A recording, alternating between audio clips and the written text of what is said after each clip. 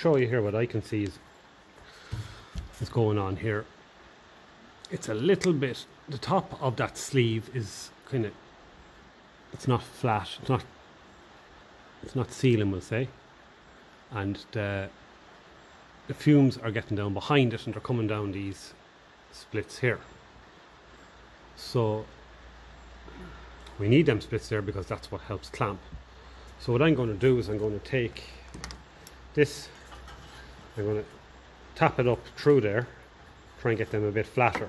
I have to put a bit of JB weld around the top of it when it cools down. That's well and good, but what I'll do is I'll get a wire brush and a drill up in there, and I'll clean it all down, blow it all out with the air gun, bit of sandpaper, all of that, and we'll get it nice and shiny so that the JB weld will seal it. But I only want to do it on the very top because I want it to go down on this as much as possible. That's why I think if I can push that up with the right washer, it might help flatten it, it might allow it down on the U-bend a bit more. So that's what we'll do. We'll give it a try. It'll be a bit of trial and error, like everything. But you can probably hear the Bosch stuff. The rain. There's not a whole lot else we can do outside.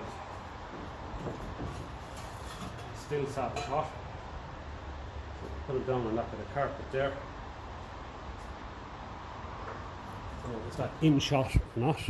It probably isn't. Try and lift it up a little bit.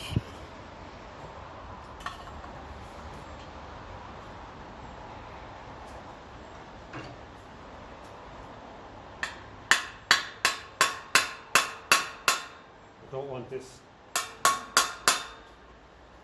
wash to get stuck up there either. Otherwise we'll have great fun trying to get it out. But it's probably going to be the best job for straightening this out of it. I don't want to have to yank it out and cause more damage, so just keep tapping it lightly.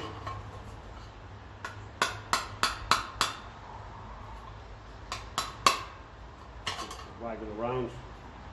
Straight away, that's after straightening all that out. So now the next step might just be to retry it for a fit. It's after straightening out a bit anyway. Might try and find a wider washer, slowly work it up and see how we get on.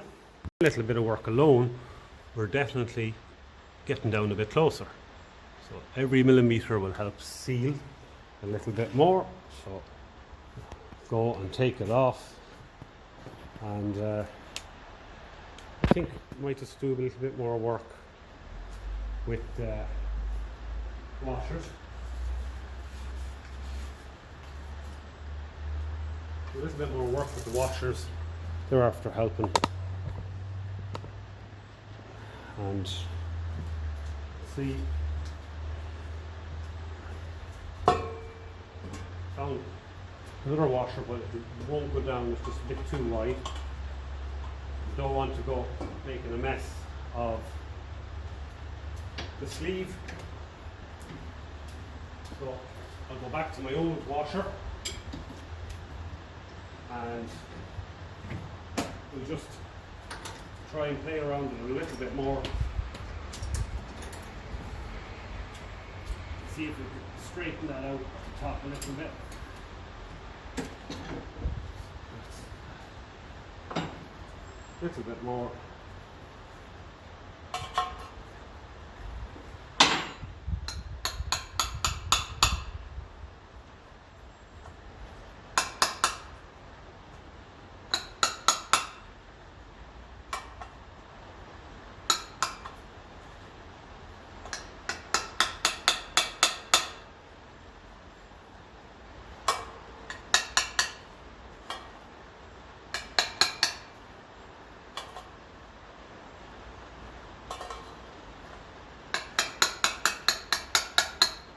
Trying to tap it at an angle so that it doesn't get caught behind the top of the sleeve.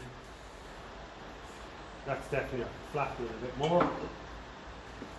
It's caught at the top of the sleeve. Well, I might do more damage trying to pull it out.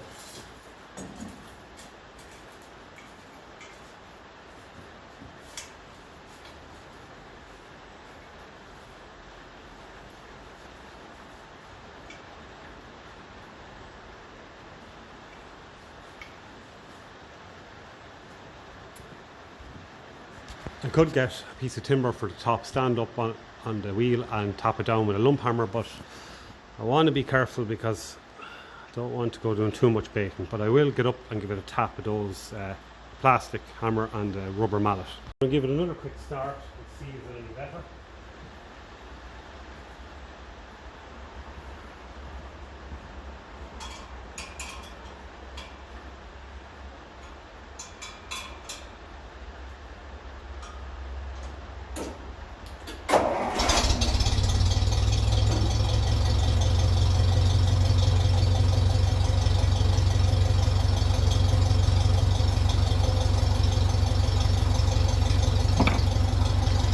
And it is. It sounds a bit different through the exhaust now as well, with that leak gone. Sounds a lot more silenced.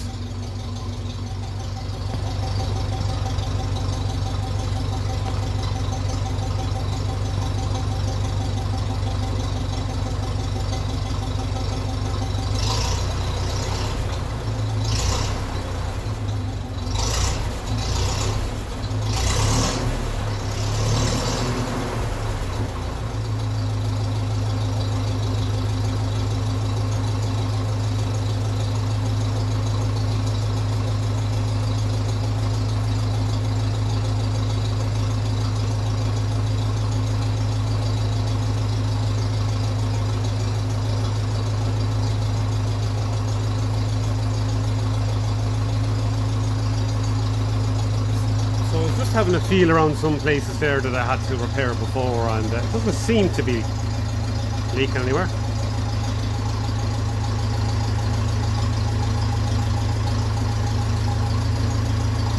And it doesn't sound bad at all.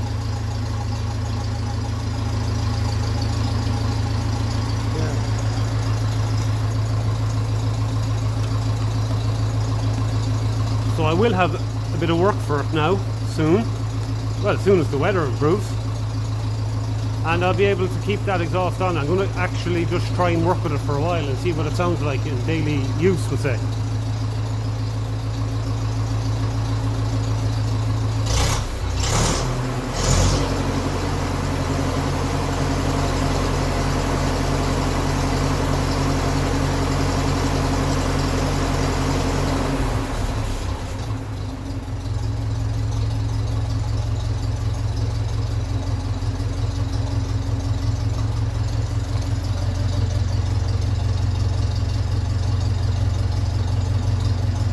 I'd be happy enough with that now. Definitely sounds nice. If you heard that coming, that kind of a noise coming up the road now, I'm fairly sure you'd be looking out over the ditch, as the man says. Definitely sounds like a TVO. So I'm happy with that. I still am going to reinforce under there with a bit of JB weld, and more so just to improve a repair I did. And I did a bit of repairing along here before, so I might just try and level all that around and run a bead the whole way around, just so it looks a bit better, because the rest of it is fairly good. Again, I'm not sure how old this exhaust is. I did see Burgess on it somewhere. I know that was the make that a lot of them left the factory with, as I remember Harry Ferguson said, and I remember reading it in the Ferguson story book in there. He said he wanted his Ferguson to sound as quiet as his Rolls Royce. And he didn't really like the diesels. He reckoned they were loud and noisy. He preferred the petrols. And I know he went to a few silencer companies trying to get the quietest, and he reckoned Burgess was the quietest. So because it has Burgess written on it, I want to try and use it if I can. And I know there's some people trying to replicate the sound that the Burgess exhaust gives. So that's why I'm doing this work on it. I'm not trying to begrudge spending €25 on a new one. I think that this is worth salvaging.